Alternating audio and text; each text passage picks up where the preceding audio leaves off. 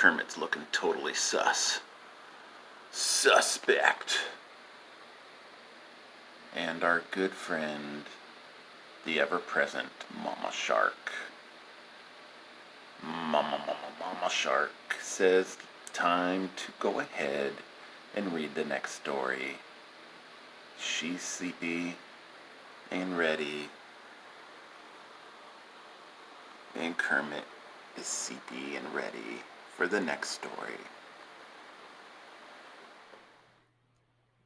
Hi, so we are on to story number 7. And I'd like to say hello to all you wonderful people that decided to tune in today. I got a scary picture if you're a rodent. But this is an owl. And sometimes this is the last thing rodents see is the eyeballs. This thing comes in fast. It goes phew. And that's an owl. It has the big eyes so it can see at night. And it's so beautiful, just the colors this thing has. I know this thing's a little shiny. I apologize for that, but the colors on this owl are just beautiful. Just beautiful. And since I'm a night owl, I decided that would be cool. We could look at that today. Let's get started.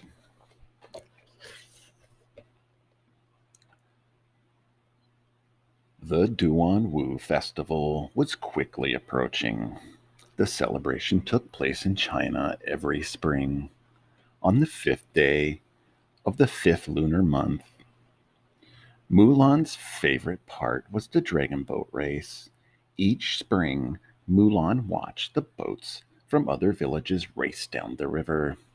This year, Mulan wanted to do more than watch.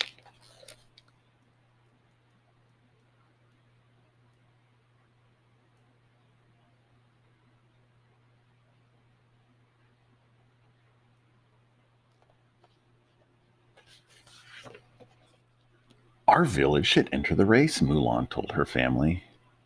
Her father agreed this would bring honor to their village, but her mother was worried.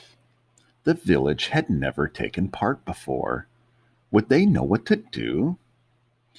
Grandma Fa reminded them that Mulan had once never traveled beyond their village. There's a first time for everything.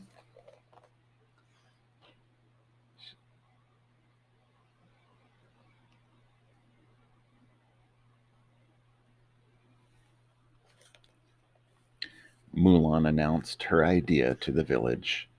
The villagers were hesitant, but excited to try something new. Mulan explained that they would learn just as the teams from other villages had learned. There's a first time for everything, she says.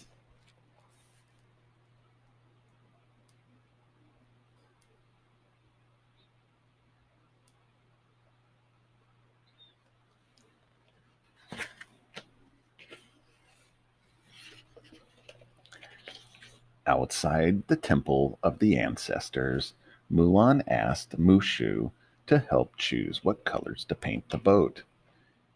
It should look like me, of course, Mushu said.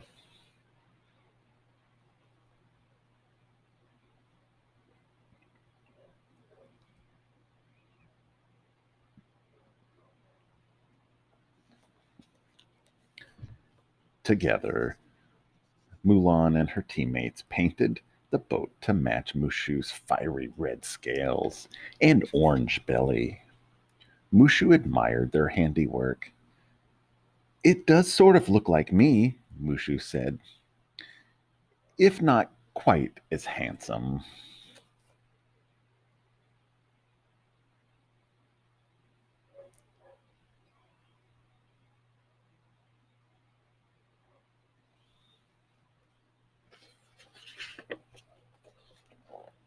Practice began the next day. Mushu volunteered to be the drummer. I've had a lot of practice from banging on gongs all these years. Mulan showed Mushu how to keep a steady rhythm for the team to follow. She clapped her hands. 1, 2, 3. Mushu thumped the drum. The villagers arced their paddles through the air to the beat. Soon they were paddling in unison.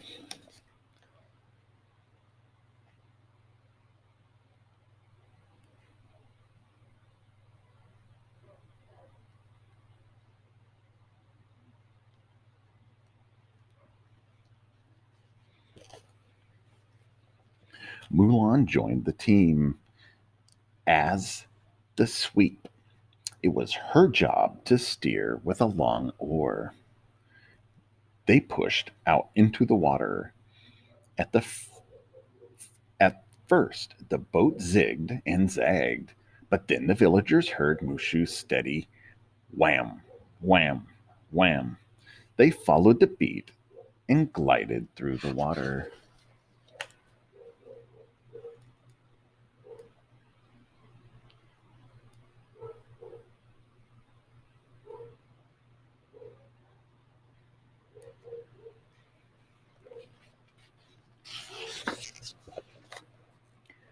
Finally, it was the day of the race. Mulan and her team lined up their boat with the others, excited and eager for the race. When the race began, the dragon boats zoomed off. Each drummer pounded out a different rhythm. As the other boats whizzed past, Mulan's team struggled to hear Mushu's steady beat.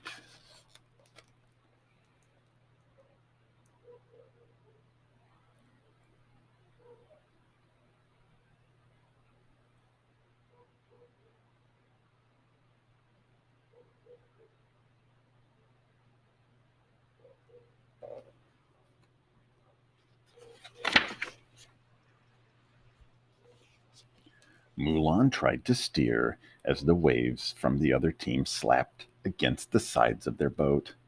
She clutched her oar fearfully as the boat tipped this way and that. The drum bounced out of Mushu's hands and into the water. He reached out to grab it and fell in. Splash!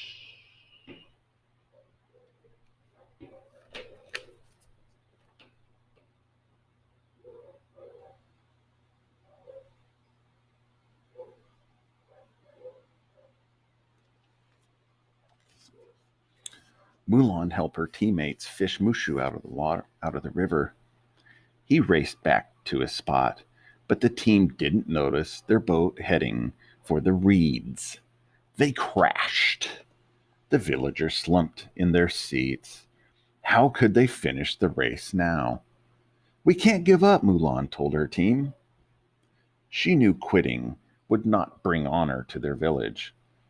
They'd lost their drum, but they still had their paddles, their boat, and their team.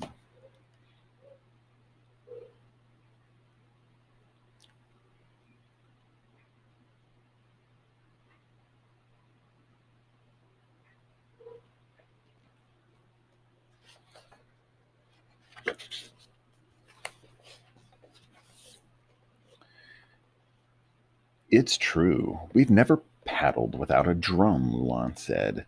But there's a first time for everything. And there's one thing we can do that isn't a first: work together. Mulan reminded the villagers that together they'd built and painted a dragon boat. Together they'd train for the race. Together we can get to the finish line, she cheered.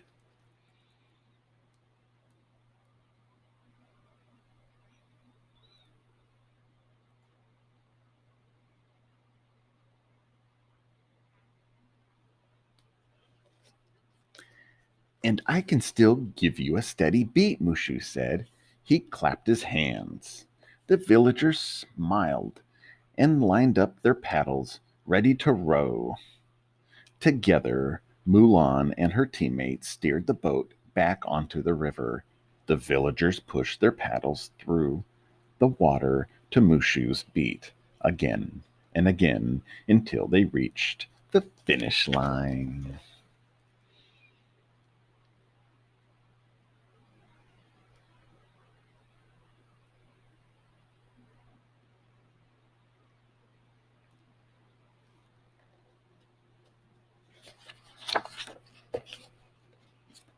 The crowd on shore greeted Mulan's team with cheers.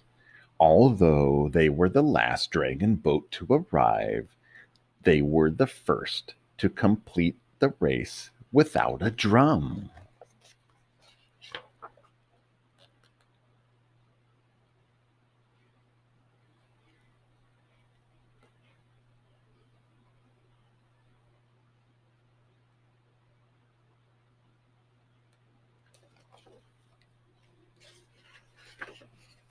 That night, Mulan, her teammates, and the rest of the village found another thing they could do together: celebrate.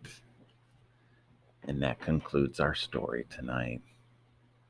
Thank you all for coming along for the reading of the seventh story in the Disney's 5-minute princess stories.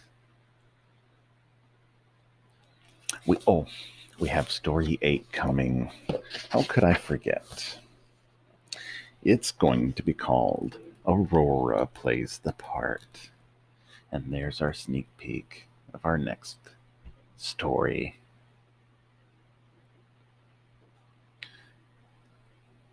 A special thank you to Tatum and Lily. You know who you are. I wouldn't do this without you. And to everybody else out there, may you have a great night. Sleep tight. And remember, you're made out of stardust. Have a wonderful night.